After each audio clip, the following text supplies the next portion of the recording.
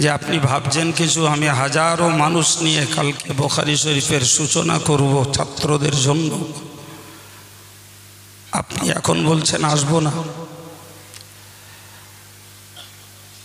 তো ভদ্রলোক খুব করুণ স্বরে বললেন, আমার প্রতি দায় রাখবেন না, আমি যেতে পারছি না। কেউ জানে না, অত্যন্ত টেনশন মাথায়।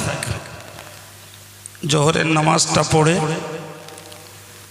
আমি আমাদের সম্পাদক, তখন তিনি হাজী সাহেব হননি, আলাজ ভাই আব্দুল মান্নান সাহেবের বাড়িতে শুয়েছি। টেনশনে ঘুমিয়ে পড়লাম। খুব বেশি 5 মিনিট, তার বেশি নয়। ফুরফুরা শরীফের পীর মুজাদ্দেদে জামান দাদা হুজুর কেবলা, বসিরহাটের আল্লামা হুজুর কেবলা, পানিগোবরা হুজুর কেবলা, তিনজন আমার কাছে এসে বললেন, তুমি কোনো চিন্তা করো না, তোমার কাজ তুমি করে যাও, তুমি তোমার শিক্ষক পেয়ে যাবে।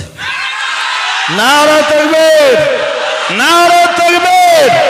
অল ইন্ডিয়া সুন্নাত ওয়াল জামাত, অল ইন্ডিয়া সুন্নাত ওয়াল জামাত, জামিয়া রহমানিয়া, জামিয়া রহমানিয়া, নারা তাকবীর। ঘুম ভাঙতে দেখলাম 5 মিনিট ঘুমিয়েছি। চোখে তখন আনন্দের কান্না, আত্মবিশ্বাস তৈরি হল যে বুজুর্গরা স্বপ্নের ভিতর দিয়ে আমাকে আশ্বাস দিয়েছে। রাসূল পাক বলেছেন, রুইয়া মিনাল্লাহ, সত্য স্বপ্ন আল্লাহর পক্ষ থেকেই হয়। সুতরাং এই বুজুর্গদের সাক্ষাৎ ঘটানো, এটি আল্লাহ পাকের ইশারা। আমি আমার আব্বাকে বলেছিলাম, আব্বা এক কথায় বললে, নিশ্চিন্ত থাকো, আল্লাহ জামিয়ার স্বপ্নকে কবুল করে নিয়েছে।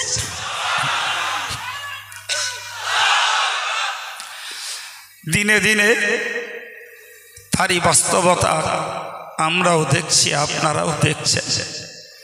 আল্লাহ কায়েম রাখেন, বলুন আমিন। পরদিন নিজে দায়িত্ব গ্রহণ করে হাজারো জনতার সামনে বেলেদান্য করিয়া মসজিদে বুখারী শরীফের সূচনার পাঠটি আমি করালাম।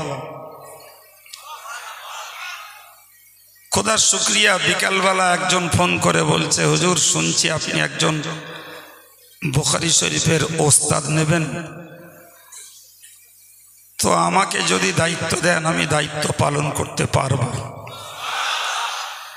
কিন্তু আমার মনটা তখন এত শক্ত হয়ে গেছে, আমি বললাম, ভাই আমি একবার ঠকেছি, তো আমি ইন্টারভিউ না নিয়ে আর নেব না। লোকটা যেন একটু চমকে উঠল। তিনি অনেক বড় জায়গার দাওরাতুল হাদিস পাশ করা, আর আমি একজন গ্রামের, তাদের চিন্তায় চরমতম অযোগ্য লোক, এটা তাদের বিশ্বাস।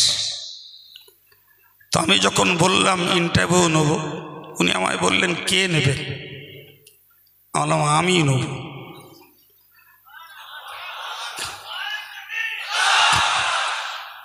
লোকটা যেন হতাশার ভিতর দিয়েও বিশ্বাস করল। আলহামদুলিল্লাহ তিনি এলেন।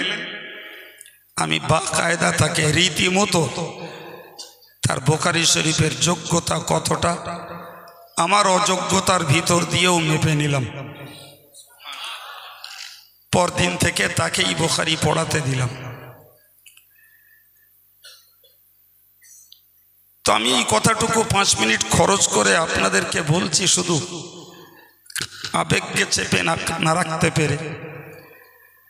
জিন্দারা যখন বিরোধিতা করে, সমালোচনা করে, অপপ্রচার করে, সত্যের কণ্ঠকে রোধ করার চেষ্টা করে, অনেক গালিগালাজের ডালি আমাদের মাথায় চাপিয়ে দেয়। কিন্তু আমি একটা কথা বিশ্বাস করি, মুর্দারা জিন্দাদের প্রতি হিংসা করে না, নেক দোয়া করে।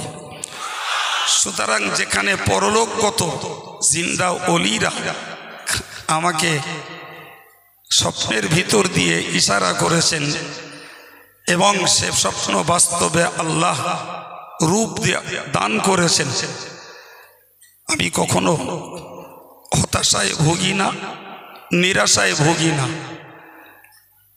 যখন যেটা সমস্যায় পড়ি, এক কথায় আল্লাহর কাছে ছেড়ে দিয়ে অপেক্ষা করতে থাকি। শুকরিয়া আল্লাহর, আপনাদের উদার প্রাণের দান, আন্তরিক মহব্বত, ভক্তি, ভালোবাসা, অমর ওলিদের রুহানি দোয়া আজও পর্যন্ত জামিয়ার শিক্ষকদের বেতন দিতে আর হোস্টেল চালাতে আর জামিয়ার বিল্ডিংয়ের উন্নয়ন ঘটাতে হয়তো কাজের শেষে একটা অর্থ পরিমাণ ঋণ দাঁড়ায়, ওটা স্বাভাবিক। কারণ বড় কাজ করতে গেলে হয়তো সেই মুহূর্তে সামাল দিতে কিছু ধার কবজা করতে হয়। কিন্তু রানিংয়ে আজ অবধি জামিয়ার শিক্ষকদের বেতন আর হোস্টেল পরিচালনার আল্লাহ কোনো অভাব রাখেননি। এটাও নিশ্চিত ওই আল্লাহর ওলিদের দোয়া, আল্লাহ পাকের খাস নেয়ামত। আপনাদের কাছে দোয়ার ভিখারি, যে দোয়া রাখুন আল্লাহ পাক যে কোনো কারোর ওসিলাতে এ জামিয়ার শ্রী